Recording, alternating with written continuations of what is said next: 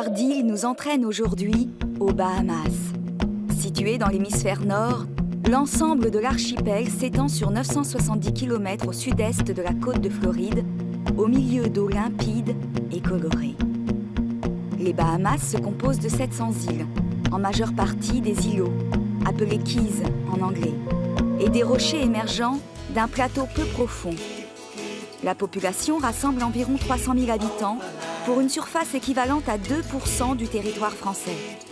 Au XVIIe et XVIIIe siècle, les Bahamas servaient de repère aux pirates qui profitaient des eaux peu profondes pour piller et semer les navires conventionnels aux coques plus imposantes. Au XIXe, la colonisation britannique connut son apogée avec notamment de nombreuses plantations, dont celle du coton. L'esclavage ne fut aboli qu'en 1834. La majorité des Bahaméens est issue de la descendance des esclaves qui avaient été achetés ou capturés sur les côtes africaines. Le système politique est aujourd'hui une monarchie constitutionnelle, membre du Commonwealth, mais indépendante du Royaume-Uni depuis 1973. La reine Elisabeth II d'Angleterre reste symboliquement le chef de l'État, mais en réalité n'exerce plus aucun pouvoir. Nassau, la capitale, regorge de petits marchés dans lesquels l'artisanat local trouve aujourd'hui sa place et le touriste des souvenirs à acheter. Mais cette atmosphère aujourd'hui bon enfant cache un passé plus tumultueux. Nassau était au XVIIe siècle un repère de pirates et de boucaniers, protégé et utilisé par l'Angleterre pour harceler les flottes françaises et espagnoles. À la fin du conflit, les pirates perdent leurs protecteurs ainsi que leur source de revenus et sombrent dans la pauvreté. Commence alors, au lendemain de la guerre d'indépendance américaine, l'esclavage avec l'arrivée des loyalistes pro-anglais. Mais le sol des îles se prête mal à la culture et les plantations de coton périclitent. Après l'abolition par l'Angleterre du trafic d'esclaves en 1807, de nombreux loyalistes quittent les Bahamas. Les anciens esclaves vivent pauvrement de la pêche et d'une agriculture de subsistance. L'égalité des droits qui suit l'émancipation s'avère illusoire. Une minorité de Blancs continue à régner sur une majorité de Noirs sous-représentés. Depuis l'indépendance, l'équilibre est quelque peu rétabli. Les Bahaméens profitent d'un programme spécial leur permettant d'acheter des denrées alimentaires à des tarifs préférentiels. Ils ne font l'objet d'aucune taxe, les revenus de la nation étant assurés par le tourisme de masse, dont le méga-complexe Atlantis est devenu au fil des ans le symbole. Atlantis se réfère au mythe de l'Atlantide, dont la seule référence historique avérée se trouve dans les dialogues de Platon. Comment transformer une fable philosophique en une manne touristique? Leçon de marketing avec le directeur d'Atlantis.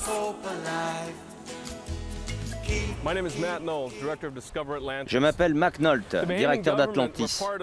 Le gouvernement des Bahamas nous a soutenus pour construire ce complexe visionnaire dans les Bahamas. Félicitations donc d'abord au gouvernement pour avoir autorisé Sal Kruzner à s'implanter ici. Ce complexe est le plus grand ayant jamais existé dans cet hémisphère et il continue à s'agrandir.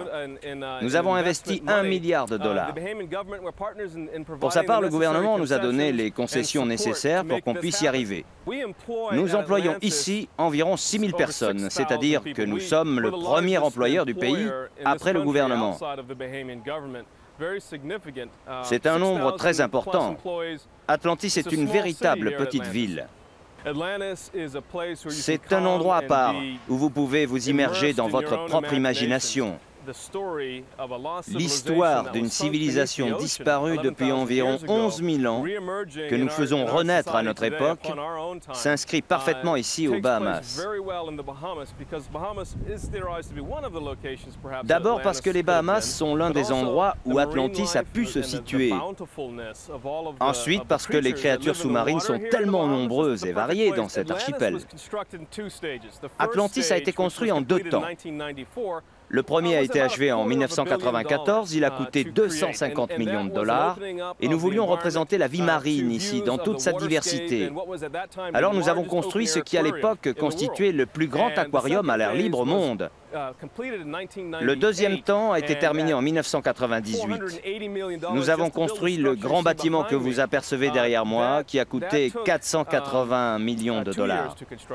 Nous avons mis 2 ans pour le terminer, mais l'investissement total représente aujourd'hui plus d'1 milliard de dollars. Le futur pour les Bahamas est excellent. La capacité de notre région à réagir aux ralentissements économiques, qu'ils soient mondiaux ou régionaux, est supérieure à la moyenne. La proximité avec les USA et les possibilités de prendre l'avion depuis de nombreuses régions donnent un avantage certain aux Bahamas. C'est un avantage économique non négligeable par rapport à d'autres îles. Nous quittons Atlantis et l'île de New Providence pour nous rendre sur l'île de Spanish Wells. Là, vit une communauté de pêcheurs extrêmement soudés, terriblement efficaces, qui susciterait presque la jalousie. 2 heures de bateau depuis Nassau, 5 minutes de route, une navette et nous y sommes. Officiellement, la communauté fut fondée par les rares blancs qui, à l'époque des plantations, refusèrent de pratiquer l'esclavage.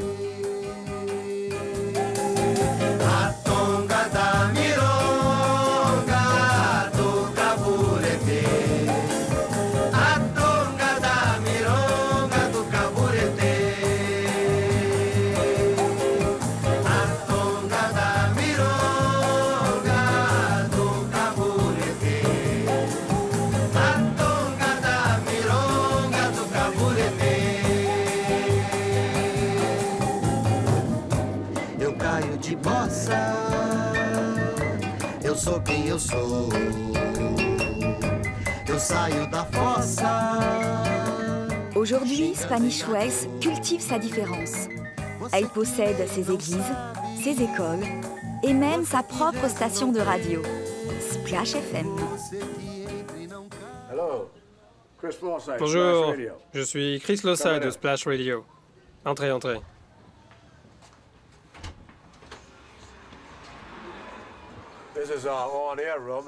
Voici notre petit studio où nous diffusons la musique, toutes sortes de musique. Pop, rock, reggae, etc.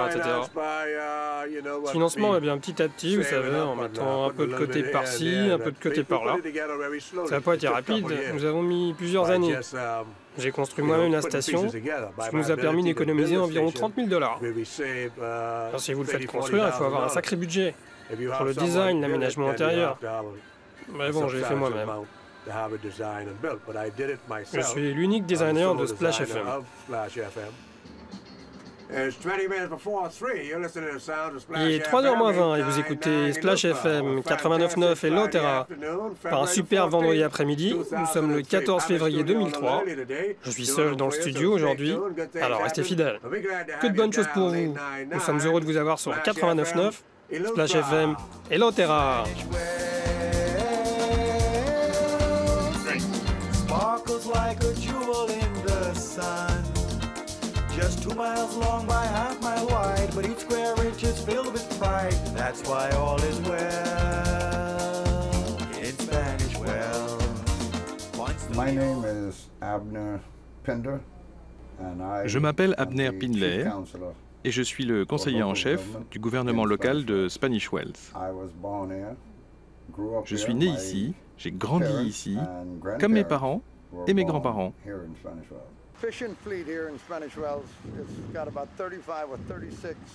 La flotte de pêche de Spanish Wells se compose environ de 34 à 36 bateaux de pêche qui ont des tailles variables de 9 à 25 mètres. Certains emmènent 14 hommes à bord, d'autres 10 seulement. Ça dépend de la taille du bateau.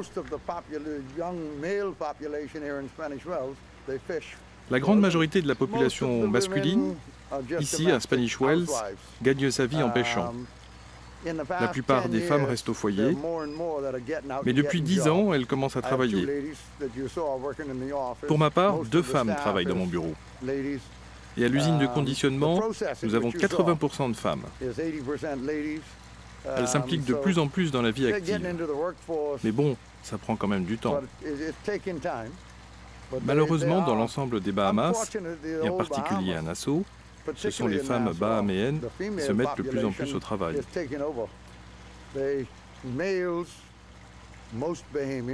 Les hommes, eux, ne pensent qu'à boire, tandis que les femmes suivent des formations et prennent de plus en plus de responsabilités.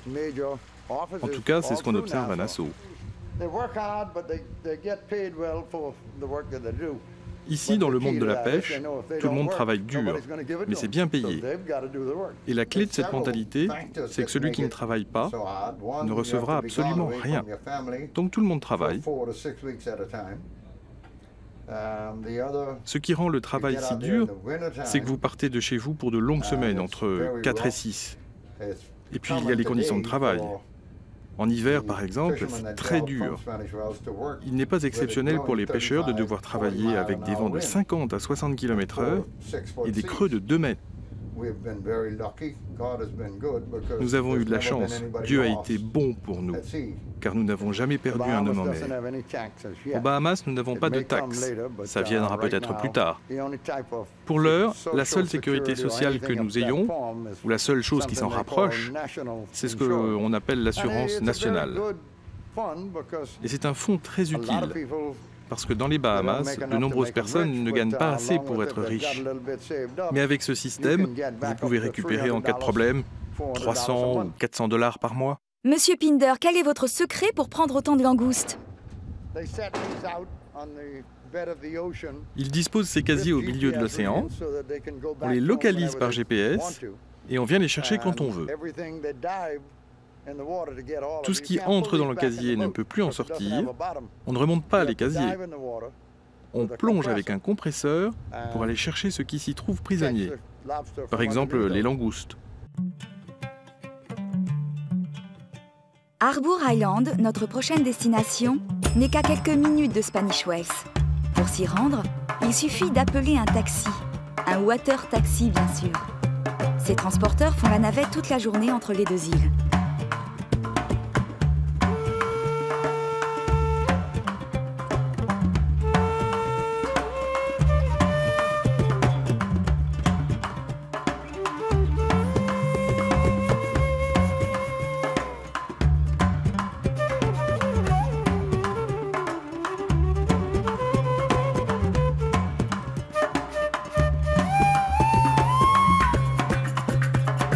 Harbour Island, l'île où les millionnaires viennent prendre leur quartier d'hiver. La plage de sable rose est presque déserte. On est loin, très loin de la Côte d'Azur au mois d'août.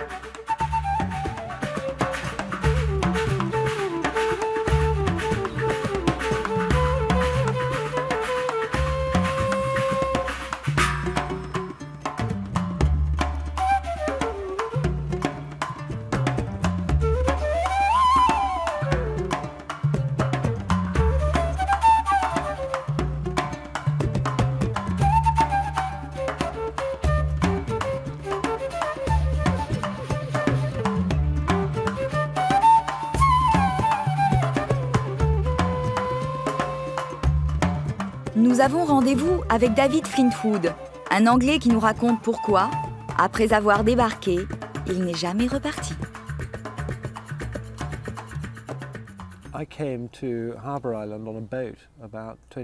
Je suis arrivé à Harbour en bateau il y a 20 ans. Je venais de Nassau avec des amis. Nous passions les vacances, nous sommes allés dans une des vieilles maisons du port, et puis à la plage, sur les bateaux. Et je suis tombé complètement amoureux de cet endroit, de la communauté qui y vit, de la petite taille de l'île, de ses teintes, de son apparence.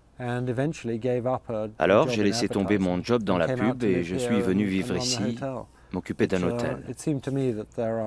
Il semble que chacun d'entre nous ait un jour fait ce rêve de venir vivre sur une île à l'ombre des cocotiers. Très peu de gens ont eu la chance de réaliser ce rêve. J'ai rencontré ici ma femme, nous avons fondé une famille, construit une maison pour nous et une autre pour les invités et membres de la famille.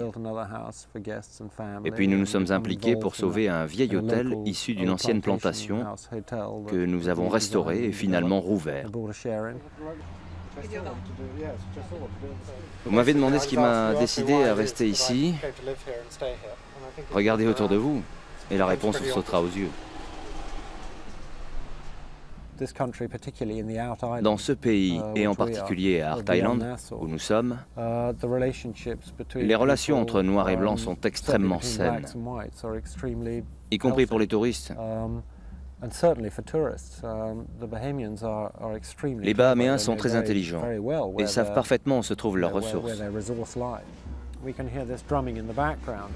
Nous entendons ces tambours au loin qui sont un héritage des Britanniques, qui avaient cette manie des marches militaires.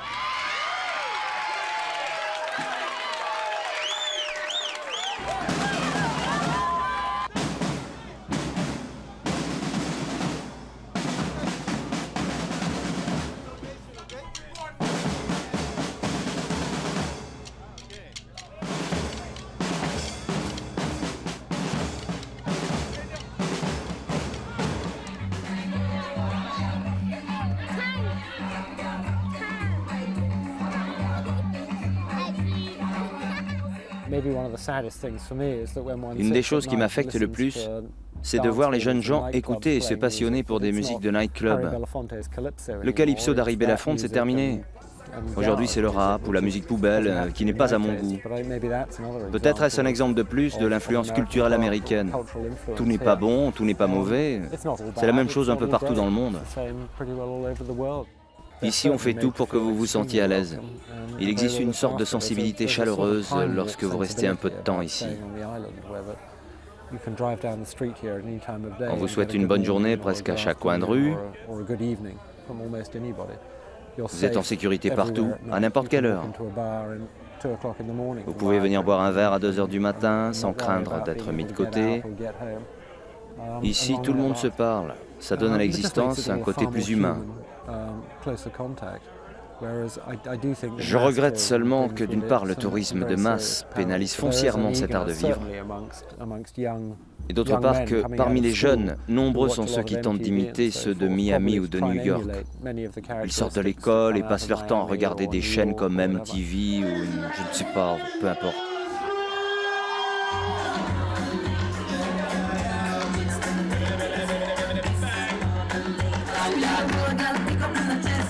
À profiter pleinement de la soirée qui s'annonce chaude, vous risquez de ne pas être levé demain, samedi, pour écouter les chanteurs de gospel.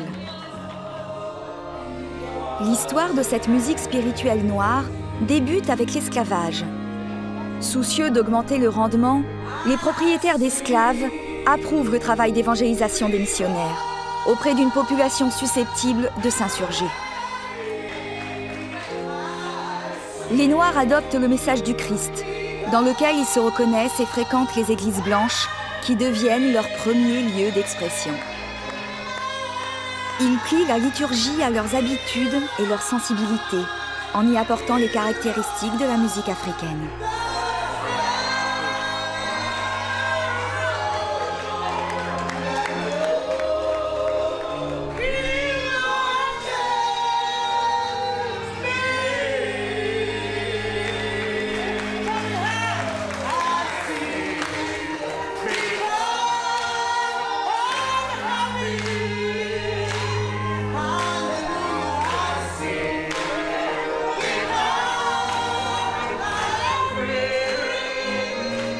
Le gospel délivre un message plus direct que le spiritual, plus optimiste et plus ancré dans la réalité de la vie quotidienne.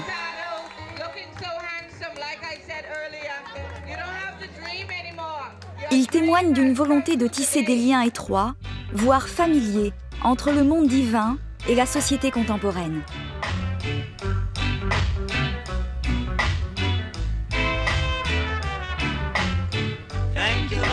For what you've done for me. Thank you, Lord, for what you're doing now. Thank you, Lord, for every little thing. Yeah, yeah. Thank you, Lord, for you made me sing. Après avoir partagé le repas avec les nouveaux mariés, nous poursuivons notre enquête gastronomique à la recherche d'un restaurant français. Et c'est au débarcadère que nous trouvons la perle rare, Fabrice, un vrai chef français. J'ai commencé tout simplement par un CAP. Et puis après j'ai eu l'occasion de travailler à l'Hôtel Crillon à Paris. J'ai fait presque 3 ans chez Bocuse. Puis après j'ai commencé à bouger un petit peu à l'étranger. Je suis parti travailler 1 an en Irlande. J'ai travaillé 2 fois dans les terres australes et antarctiques françaises pour des missions scientifiques. Puis après j'ai eu plusieurs places de chef à Lyon et dans le Beaujolais. De revenir ici, disons que je dirais le cadre de vie entre guillemets, c'est le soleil, c'est les paysages, la mer, les choses comme ça. Et puis bon, c'est vrai que depuis qu'on a une petite fille, on voulait quand même lui inculquer un mode de vie un petit peu différent et puis une largeur d'esprit qu'on n'a peut-être pas toujours en restant en France. Quelques petits problèmes encore de communication parce que je ne maîtrise pas très bien l'anglais. Mais bon, dans l'ensemble, ça se passe très bien. C'est surtout une cuisine à base de riz. Et comme on trouve beaucoup dans les îles, c'est du riz, du poulet et un peu de poisson, avec, c'est vrai, pas mal de piment. Mais ça reste quand même, je dirais, une cuisine très simple, c'est pas quelque chose d'assez sophistiqué. Alors ce matin, nous allons préparer les langoustes pour le service de ce soir. Donc ici, on a les langoustes qui sont arrivées ce matin de Spanish Well, et puis quelques légumes qu'on va préparer pour mettre avec. Voilà. Donc là, avec mon ciseau, je fends la carapace sur le dessus de la queue. Je l'écarte bien. Et puis délicatement, je décolle la queue de sa carapace, que je referme. Et on remet tout dessus. Je dirais qu'avec la langouste, on peut mettre pratiquement tout ce qu'on veut, comme légumes et comme sauce, mais je privilégie quand même des sauces et des légumes un peu forts en goût pour relever un petit peu le parfum de la langouste qui est quand même assez neutre comme goût. Donc voilà, maintenant nous avons tous les ingrédients pour préparer la recette et nous allons monter en cuisine pour la terminer.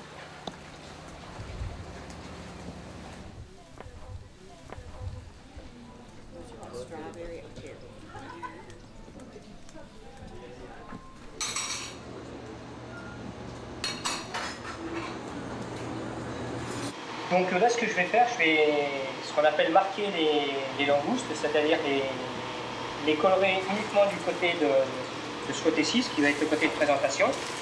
Donc la l'huile, donc une fois avec de l'huile d'olive, je crois que ça sera très chaud. Une fois que les langoustes seront prêtes, je les enlèverai et à la place, je ferai sauter tous mes légumes avec un petit peu d'ail et de la ciboulette. Jack me limbo, jack me quick, jack jam out the limbo stick, all around the limbo.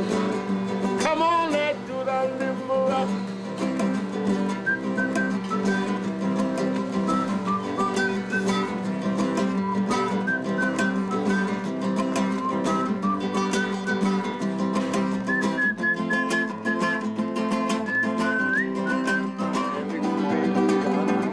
Dr Seabreeze est l'un des personnages incontournables de Harbour Island. Choyé par les clients de l'hôtel, il manque rarement à l'appel le vendredi soir. À sa manière, il nous rappelle que culture locale et tourisme raisonnable sont parfaitement solubles l'un dans l'autre. So nice to see you. Always a pleasure. How you looking? You're looking great. For an old fellow like you. You're looking great. Oh, yeah. You don't ever change. You don't change at all. No. Yeah. Same old, same old. Plus, What can I say? better than the alternatives, dear. Go with the flow. Look at me, I get older all the time. Good to Thank see you. So Yes. limbo rock, all around the limbo rock. Jack me limbo, jack me quick. Jack jam out the limbo stick, all around the limbo rock. Come on, let's do the limbo rock.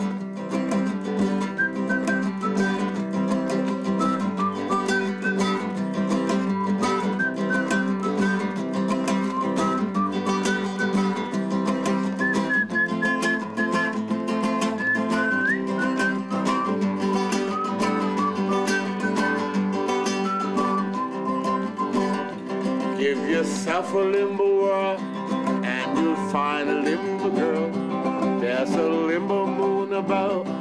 You gonna fall in limbo love. Drag me limbo, jack me quick.